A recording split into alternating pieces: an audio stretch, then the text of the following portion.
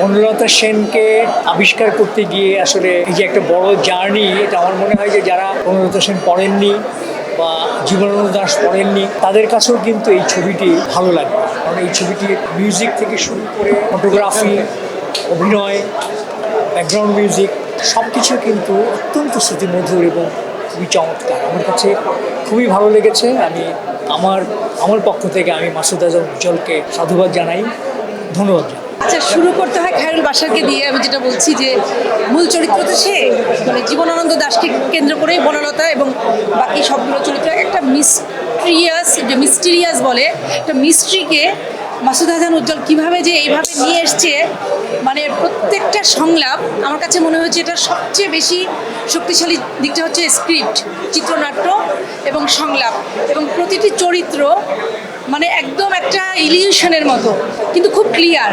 মানে এখানে কোনো কিছু কাউকে বোঝানোর নাই, প্রত্যেকটা চরিত্র যেভাবে কথা বলছে এবং প্রত্যেকটা সিচুয়েশন। আমি মাসুদ হাসান উজ্জ্বল মানে উনি এত বড় একটা মানে এরকম একটা কবিতাকে উনি চলচ্চিত্র করেছেন, রূপ দিয়েছেন এবং এত সাবলীল, মানে একদম মানে ভীষণ ভালো লাগা। আর আজকে আরেকটা কথা বলি যে আমাদের যে রূপন্তী যে চরিত্রটি করেছে তার যে প্রেমিকা, একটা পার্টে একটা মেয়ে অভিনয় করেছে, রূপ আমরা ওকে ডাকি।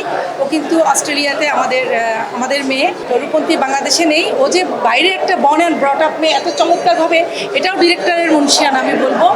আর রূপ ভালো করেছে কারণ রূপের বাবা কিন্তু খুব ভালো লেখেন, নির্মাতা। রূপের চাচাও আমাদের আকিব ভাই অস্ট্রেলিয়া প্রবাসী, ওর মাও, বাবা মা সবাই খুব সংস্কৃতি প্রেমী। তো আমার কাছে ভালো লেগেছে, কাস্টিংটা অসাধারণ। আর নির্মাণ আমার বলার কিছু নেই, যেটা বলেছে সবাই বলবে, একেবারে টোটালি ডিফারেন্ট একটা মুভি। আমরা তো অনেক মুভি দেখছি, তো এটার ধারাটা মানে মাসুদ হাসান উজ্জ্বল কী করেছেন আমি জানি না। মানে সিনেমা হলটা তো পুরো একদম হাউসফুল এবং কেউ কোনো কথা বলছিলেন না। আমি অবাক হলাম যে এটা মিড টাইম যে একটা ব্রেক হয়, ব্রেকে কিন্তু কেউ একটু ডান বাও নড়েনি, সবাই অপেক্ষা করছি।